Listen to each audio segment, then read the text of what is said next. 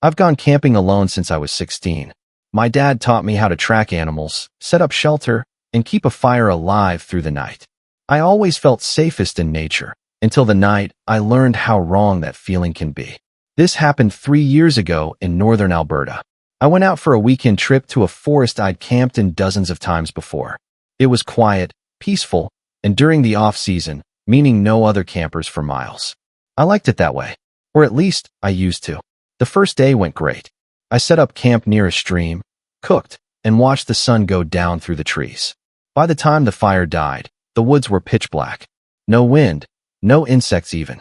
Just a heavy kind of silence that felt like it was pressing against my ears. Around midnight, I woke up.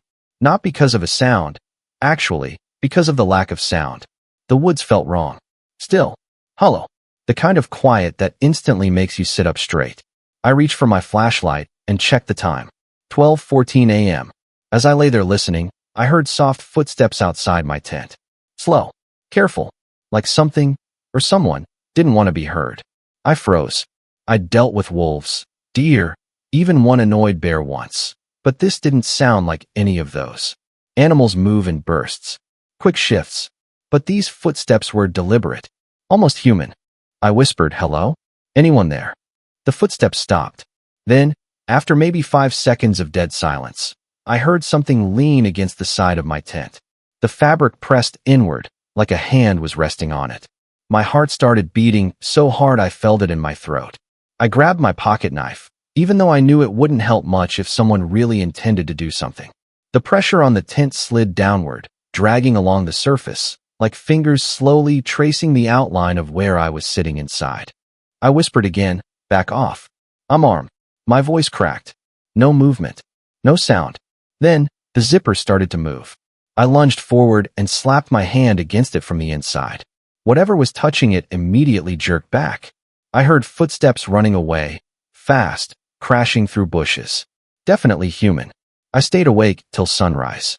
When I finally stepped out, I expected to see boot prints or some sign of a person. But the only prints around the tent were barefoot. Long, slender, dirty footprints circling my camp at least 5 times. And here's the part that still scares me more than anything. There were no other tracks leaving. Nothing running off into the woods. No path of disturbed leaves. No trail at all. Just the ones circling me, and then they vanished. To this day, I have no idea what walked around my tent, or how it disappeared without leaving a trace. I never camped there again. This happened last summer when my friends and I went camping at a remote lake in Montana. The area was known for fishing, not for ghost stories or strange activity, at least not publicly. The lake was calm, surrounded by thick timber and cliffs that echoed even the smallest sound. We brought 2 tents, some food, and a small speaker. It was just meant to be a chill weekend. On the second night, around 2 a.m., I woke up needing to use the bathroom. I stepped out of the tent, half asleep, and walked toward a tree line a few yards away. The moon lit the lake silver, and everything was quiet. Still, then I heard it. A woman whispering. Not loud, not frantic, but like she was standing just a few feet beside me, speaking directly into my ear. I spun around, scanning the darkness. My friends were asleep. There were no other campers. No boats. No trails leading to the lake except the one we used. At first I thought I was hearing things, until the whisper came again. This time clearer. More desperate. A voice saying, "Help me, please." It came from the direction of the water. I stepped closer to the edge, staring across the lake. That's when I saw her. A woman standing knee-deep in the water, her hair hanging wet over her face. Her clothes looked old, like something from decades ago. She wasn't moving, just staring down at the water, whispering over and over again. "Help me, help me, help me." My whole body went cold. I wanted to run, but I felt frozen. After a few seconds, she slowly turned her head toward me. Not her whole body, just her head, like her neck turned farther than it should have been able to.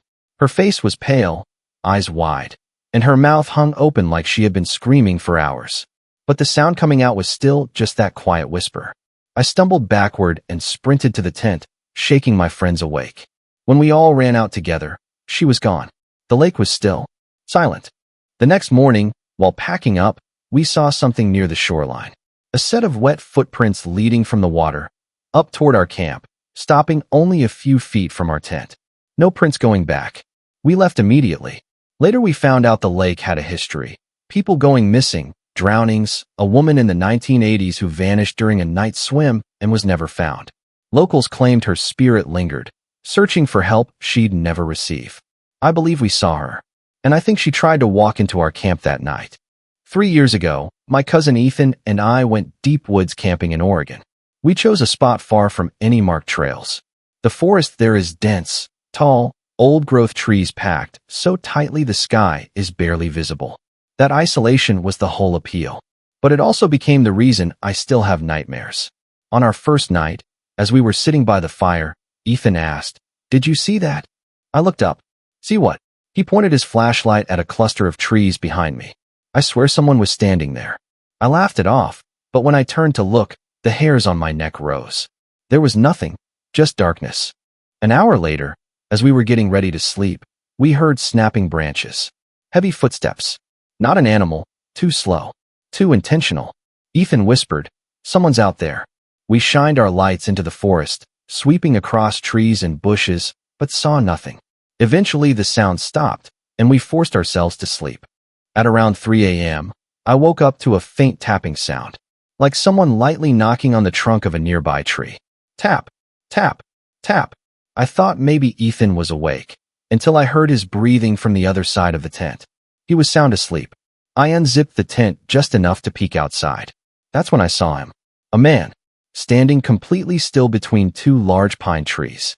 His skin was pale like he hadn't seen sunlight in years. His clothes looked filthy and torn. And he wasn't moving, not even breathing.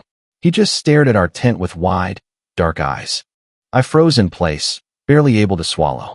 After maybe 10 seconds, he lifted his hand and tapped the tree beside him with one finger. Tap, tap, tap. I quietly zipped the tent back up and shook Ethan awake. By the time he sat up, the tapping had stopped. "Dude, someone's out there," I whispered. We listened for several minutes. Silence. Then a whisper came from right behind our tent.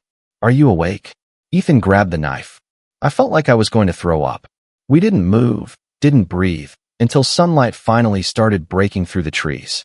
When we crawled out, shaken and exhausted, the first thing we saw were footprints. Bare footprints, circling our tent over and over. And on the tree where the man had stood were deep grooves, marks where he had been tapping, over and over, with something sharp. We packed up fast and started hiking out. But about an hour into the hike, I turned around one last time. And far behind us, maybe 100 yards back, I saw him again, standing between the trees, watching us leave. I don't think he lived out there. I think he belonged out there. And I think he was waiting for us to fall asleep again.